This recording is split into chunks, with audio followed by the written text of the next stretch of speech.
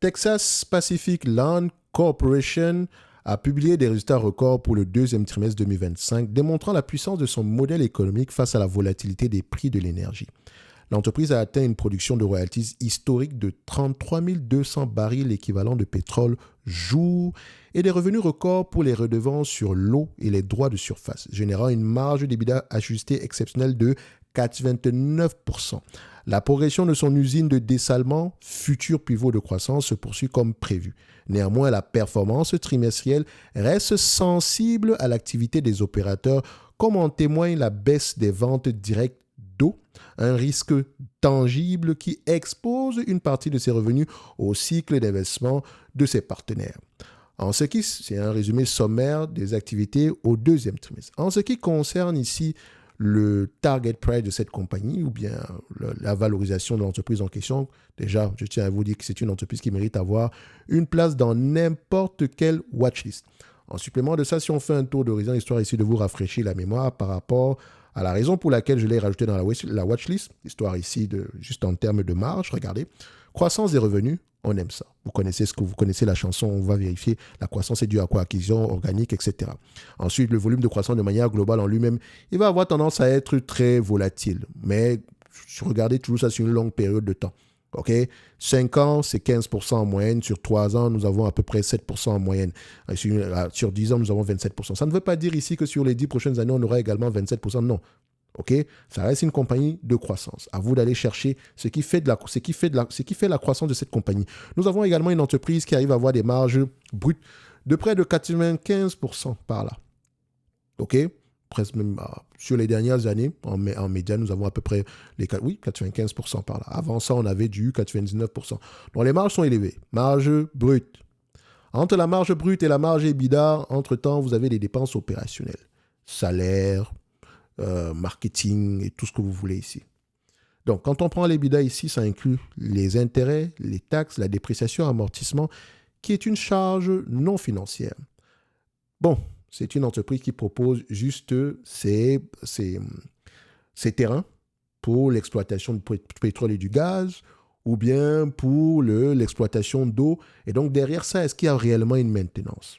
C'est la question qu'on se pose. Donc, le DA de l'EBITDA ici, c'est généralement quelque chose qui va avoir tendance à tomber dans la poche des actionnaires directement. OK? Donc, comme vous pouvez le voir, les marges brutes, les marges EBITDA sont très élevées.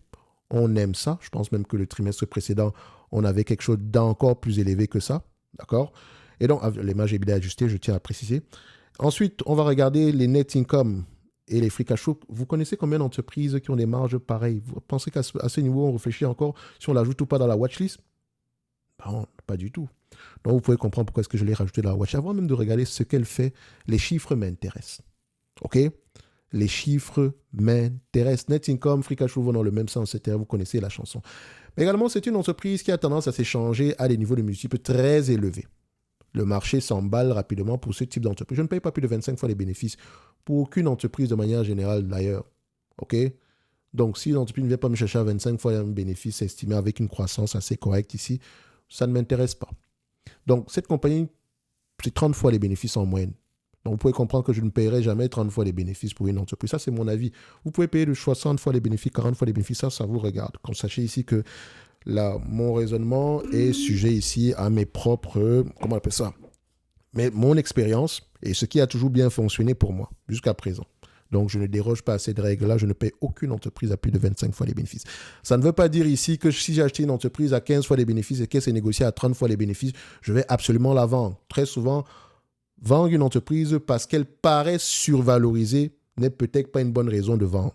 Oui, je sais que c'est contre-intuitif ici, mais ce n'est peut-être pas une bonne raison de vendre. On ne vend pas juste parce qu'on se fie à des multiples. Non, il faut également aller regarder derrière quel est le volume de croissance. Parce que s'échanger à 30 fois les bénéfices, c'est parce qu'on s'attend à une croissance élevée. Pour une entreprise qui a des marges pareilles, ce n'est pas étonnant. Bref, ça sera 25 fois les bénéfices. J'en ai déjà parlé ici précédemment, donc je viens ici. Est-ce que c'est un business assez prévisible? Les analystes ont tendance à faire de bonnes prévisions sur ce type d'entreprise. Il me semble qu'on a fait une vidéo sur TPL il y a très longtemps, même pas une, on en a fait plusieurs. J'ai également parlé ici de... Comment on appelle ça? J'ai parlé ici de... Comment on appelle ça? Landbridge, qui fait à peu près la même chose, TPL. Ah, je me rappelle qu'il faut que je parle de Texas Instruments, de Texas Roadhouse. Donc, TPL, on a parlé il y a très longtemps. Hein. Texas Pacific. Je vous avais parlé ici de... Si vous voulez en apprendre plus en 2023, je vais vous mentionner d'aller regarder les notes de Murray Stahl, qui en parlait généralement, qui a investi dessus depuis très longtemps, de Horizon Kinétique. Et d'ailleurs, tout ce qu'il a écrit de manière générale, je le mets un peu dans la même catégorie que... comment il s'appelle encore, Howard Marks. C'est toujours intéressant de lire ce qu'il a écrit. En tout cas, ce sont des historiens des marchés financiers. Bref, TPL, c'est l'un de ses plus gros succès ici. Et c'est une entreprise sur laquelle il a investi depuis très longtemps. Donc, j'ai toujours dit aux gens qui s'intéressent à cette compagnie-là, peut-être que je l'ai mentionné dans cette vidéo-là parce que je n'ai pas tendance à regarder les anciennes vidéos que j'ai faites, histoire de ne pas être biaisé par rapport à mon raisonnement. Bon, attention, quand j'ai une entreprise en portefeuille, mon raisonnement peut toujours être biaisé. Dans tous les cas de figure, ma réflexion ici n'est que sujet à mes propres biais. D'accord? Donc, c'est pour ça que je vous encourage à lire vos rapports financiers. C'est écrit en gros caractères sur le nom de la chaîne. OK? Alors, TPL ici, du point de vue évaluation, qu'est-ce qu'on va faire? Moi, je fais simple. Hein. Aller directement au niveau des free cash flow. 25 fois les free cash flow. 25 fois, ça donne à peu près 902 $ à l'action. Business assez prévisible. 63% du temps, les analystes font à peu près des bonnes prévisions ici.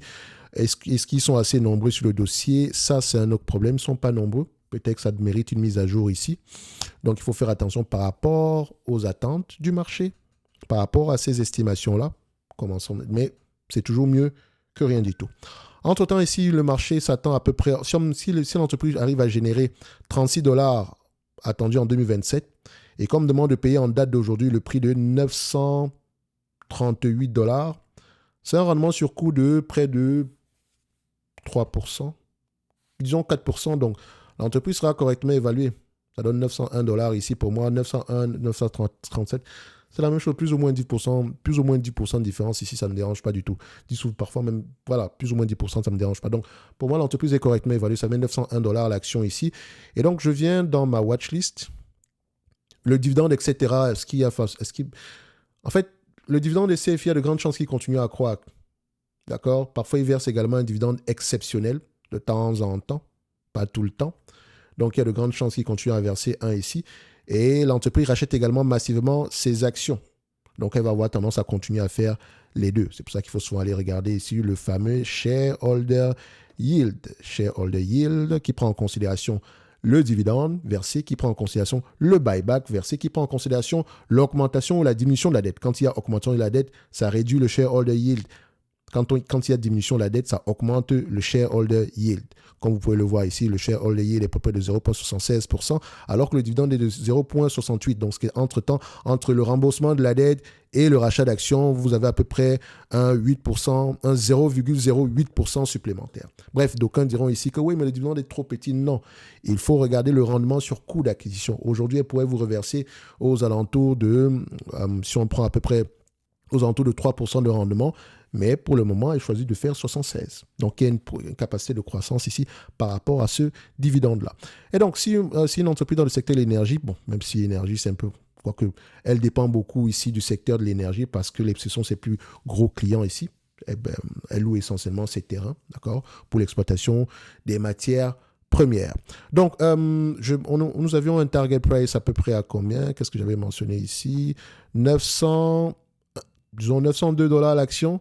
Donc ici, je viens dans ma watchlist. Je rappelle que vous pouvez avoir accès à la watchlist en passant dans le service Top Premium. Et le service Top Premium ouvrira uniquement au mois de novembre. D'accord? Donc vous pouvez toujours aller vérifier en description de la vidéo de manière générale. Ici, nous avons la dette nette. Excusez-moi. Voilà, TPL. Elle est dans ma watchlist. 900. Ouais, c'est ça. 9,02. Excusez-moi, parfois j'oublie les choses. Oui, c'est ça, 9,02 $ l'action, 901, 9,02, c'est la même chose. Donc je viens ici, je mets 9,02 $ l'action. Donc ça marquera ici que l'entreprise n'est pas sous-évaluée. Mais faites attention, pour moi, je considère qu'elle est correctement évaluée et que si vous l'achetez, ça prend en considération une certaine croissance déjà, mais la croissance de cette compagnie ne s'arrête pas en 2016. Rappelez-vous, elle a une croissance à double chiffre. Vous le voyez ici. par rapport aux bénéfices nets, parce qu'elle n'a pas de charge réelle en termes opérationnels. Donc, c'est pour ça qu'elle peut croître plus rapidement. Les bénéfices peuvent croître plus rapidement que les free cash flow. Excusez-moi, que les revenus. D'accord? Et donc, si on fait de la guesstimation, chose que je ne vous encourage généralement pas à faire, acheter une entreprise de croissance à un prix qui n'en implique pas du tout. Si on guessime un tout petit peu, imaginez que la croissance sur les prochaines années soit à peu près de l'ordre de 17%, je vais rajouter ici. Disons qu'on fait à peu près du 15% en moyenne. OK? À 25 fois les bénéfices, si on arrive à générer 15% en moyenne de croissance jusqu'en 2030, nous aurons à peu près, et que l'entreprise s'échange quand même en 2030 à 25 fois les bénéfices, nous aurons aux alentours ici des 1400 $ à l'action. Donc, avec un rendement moyen de 7%. Si elle se négocie à 25 fois les bénéfices. Maintenant, si monsieur le marché paye 40 fois, 50 fois ou bien 100 fois les bénéfices, ça pourrait être totalement différent. Mais le plus important, c'est qu'elle génère au moins du 15% en moyenne sur les années à venir. Maintenant, ne me demandez pas si c'est possible ou pas. Allez vérifier vous-même dans les rapports financiers, mais quelqu'un qui rachète cette compagnie au prix actuel n'est peut-être pas fou. En tout cas, si j'étais obligé de l'acheter, une seule entreprise, mais que je devais attendre un prix, je pense que le prix actuel commencerait à être intéressant, si on peut le dire comme ça. Mais faites-vous votre propre avis de manière générale et comparez avec ce que le marché vous propose à côté. Bref, ceci n'est que mon avis et non un conseil d'investissement. Comme d'habitude, je me réserve pleinement le droit de me tromper. Je considère que cette compagnie est correctement évaluée, même ça inclut à peu près une certaine croissance ici. Idéalement, s'il y a un prix qui aimerait, si on me propose cette compagnie à 700 $, pourquoi pas, mais le prix actuel ne me dérange pas non plus. Est-ce que je l'achèterais moi personnellement? Ça n'engage que moi. Je vous dirais que non, peut-être parce que j'ai d'autres opportunités ailleurs. Mais ça ne serait pas fou ici pour quelqu'un qui recherche également la qualité à bon prix. Ça pourrait être un moyen de commencer à accumuler. Bref, ceci n'est que mon avis et non un conseil d'investissement. Comme d'habitude, je me réserve pleinement et royalement le droit de me tromper. Je me souviens qu'en 2023, cette compagnie, voilà, je sais pas pourquoi je ne l'ai pas acheté en 2023, mais bref, on ne peut pas acheter toutes les entreprises en ce moment, mais c'est l'une des meilleures entreprises dans son domaine de manière générale. Et dans un portefeuille de qualité, elle mérite largement sa place. Maintenant, tout va dépendre du rendement que vous recherchez dans le futur. Bref, dividendes, etc., on en a parlé et on se donne rendez-vous ici dans le club pour ceux qui veulent avoir tendance à me poser des questions parce que comme je l'ai toujours dit, sur YouTube, je ne vois pas toutes les questions. Si vous me posez une question dans le club, je vais forcément la voir ici, peut-être même y répondre de manière générale, soit en écrit, soit pendant les lives que j'organise une fois par mois, uniquement pour les abonnés du Club Top Invest, l'accès au club. Vous aurez voir à peu près à combien c'est chiffré là-bas. C'est généralement proche de zéro. D'accord? Quand je dis proche de zéro, même c'est zéro de manière générale. Parce que voilà. Voilà. Donc, on se donne rendez-vous sur la prochaine vidéo et d'ici là, portez-vous bien.